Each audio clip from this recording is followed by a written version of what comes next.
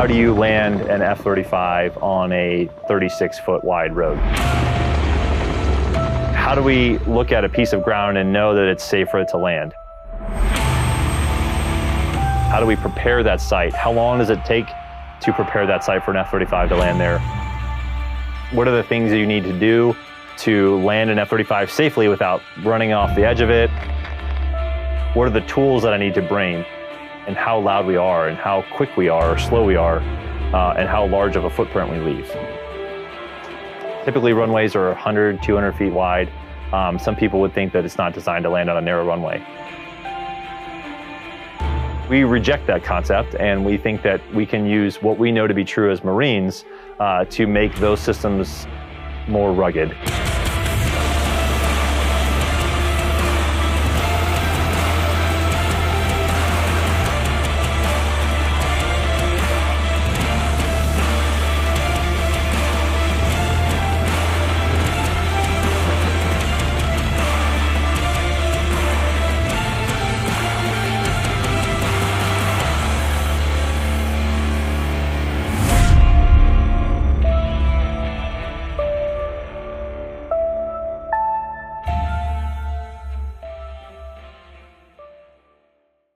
Obsidian Iceberg is VMX-1's experimentation surrounding the tactics, techniques, and procedures for Expeditionary Advanced Base Operations, or EABO. Specifically, the 3 levels of EABO, node, spoke, and hub, were concerned with the node in Obsidian Iceberg. So a lot of people talk about EABO and being agile and expeditionary. VMX-1 uses Obsidian Iceberg to figure out, actually, no kidding, how to do nodal EABO.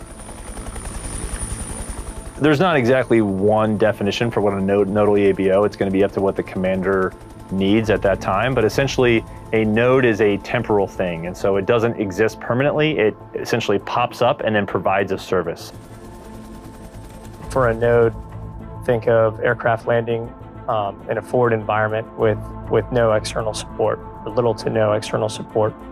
Pacific Coast Highway, where we landed the F-35, same scenario, just in a forward environment. So we don't have a logistics footprint to operate from, no supply system, limited to no connectivity, operate effectively in a comms denied environment.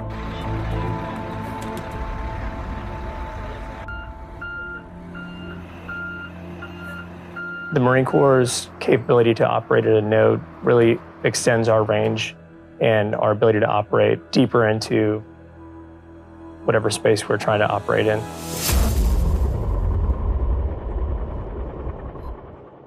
So I was designated as the one who's going to land the F-35 and conduct a rolling vertical landing to what's referred to as VSTOL 101, which is an improved portion of highway of the old Pacific Coast Highway on the west coast of California, about 750, 800 feet from the beach.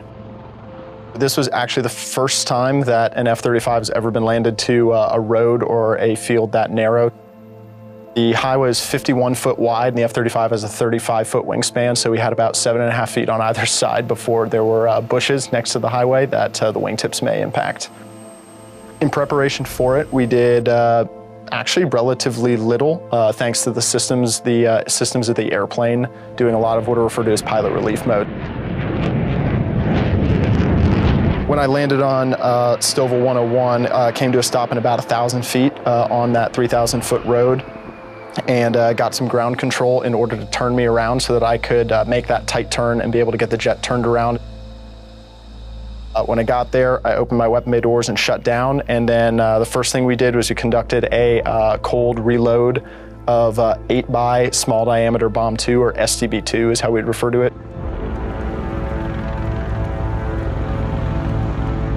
The small diameter bomb 2 offers unique capability to the F-35, specifically because it's the first long-range loitering munition that the Navy, Marine Corps, or Air Force has for the JSF program.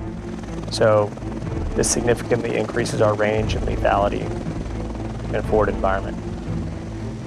When you take a look at the MB-22 and you realize that the inside cargo space allows near double, if not more, the capacity that we can carry in order to strike those targets, as well as stay on station for a longer period of time, We had bombs and missiles for the F-35. And the payload that we were able to provide for the F-35 was essentially a full arsenal. So really maximize the capabilities of the F-35, and we were able to do that in a significantly short period of time. We also loaded two AIM-120 AMRAAM radar-guided medium-range missiles. So we loaded the jet with 8 standoff air-to-ground weapons and 2 air-to-air weapons in a stealthy configuration.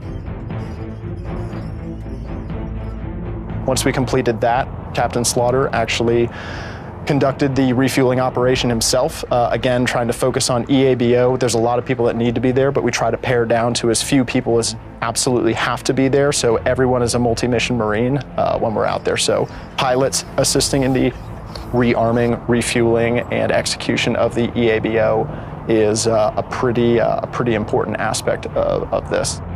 So the benefit of setting up a node or nodal operations that we can rearm and refuel F-35s, it allows us to quickly extend our operations inside the weapons engagement zone of a near-peer adversary quickly and consistently, as well as arming and refueling Navy operations for anti-submarine warfare. So the combination of those puts our adversaries' assets, whether they be air, surface, or subsurface, all at risk within their weapons engagement zone. The hard part about working inside of the WEZ, or the weapons engagement zone, is getting inside that zone. Because as you fight an adversary, there is always a match between how big the shield is that I have in order to mitigate the threat, and how big the sword is that I have in order to reach out and engage the enemy.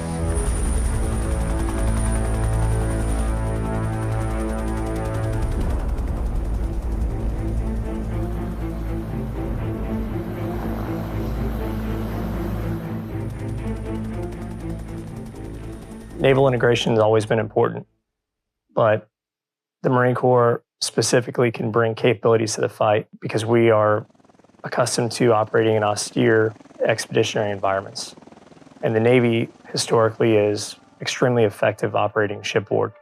And we've cross-trained somewhat in the past, but the next fight is going to require significant cross-training and integration like we haven't been able to do before. The capabilities for anti-submarine warfare that the Navy has established, we have a lot to learn from. And so what we're recognizing is the Marine Corps is going to play a large role in mitigating the undersea threat in the Pacific, for example, our V-22 capability. And so we are learning a lot from Helicopter Weapons School Pacific, HSMWSP, and the PA community as well, and learning how to move around torpedoes at the battle space, use sonobuoys, apply those tactics, techniques, and procedures that the Navy's already developed, and incorporating those into our platforms in order to, again, hold the enemy's submarines at risk. So this specifically, we were looking to load Mark 46 torpedoes on a Navy MH-60 Romeo helicopter that was carried there by a V-22, also refuel that MH-60 Romeo and our Hueys.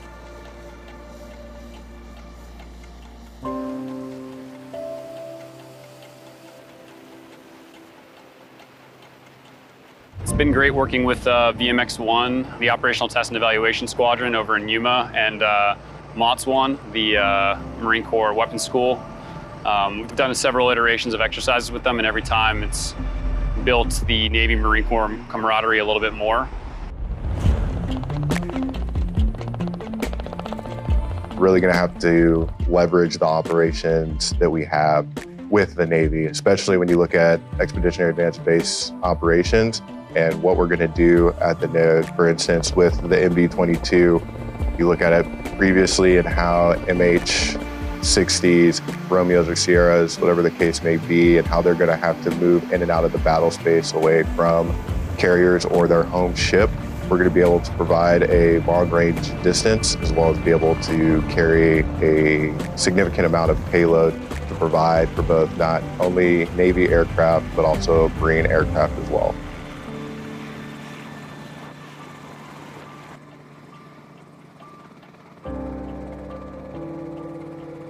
this sort of thing is exactly the kind of thing that we need to be doing.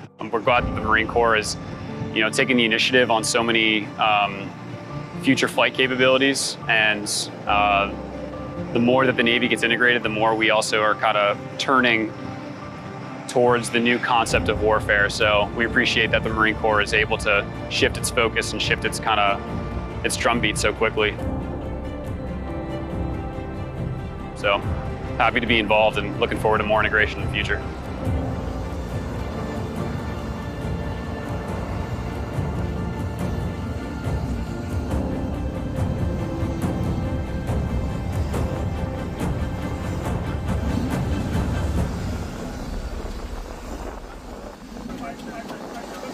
Overall, I'd say that it was a huge success. What we were able to accomplish and data that was recorded is information that is going to be critical in the next several years and as the Marine Corps continues to evolve. As with most things, they say, it's not the strongest that survive, but that which is most adaptable to change. And that is probably nowhere more true than it comes to looking out into the Pacific and how we can fight that fight and maintain security of our nation's borders. We all see that this is the kind of capability that's going to make the difference in a future conflict. And I have been a Marine for 19, almost 20 years, and I have never been more proud to be a Marine than in 2023, because it is very clear to me that our service is serious about addressing the issues of the next conflict before they actually come, as opposed to looking backwards. And so I feel very lucky to be a part of this team. I'm excited to come to work pretty much every day, and the Marines of VMX-1, they get it. The Marines are fired up because I think that they can smell that what we're doing matters. And so it's really exciting to be a part of the team, and I just feel really lucky to be a Marine and to work with all the great Marines and sailors of VMX-1.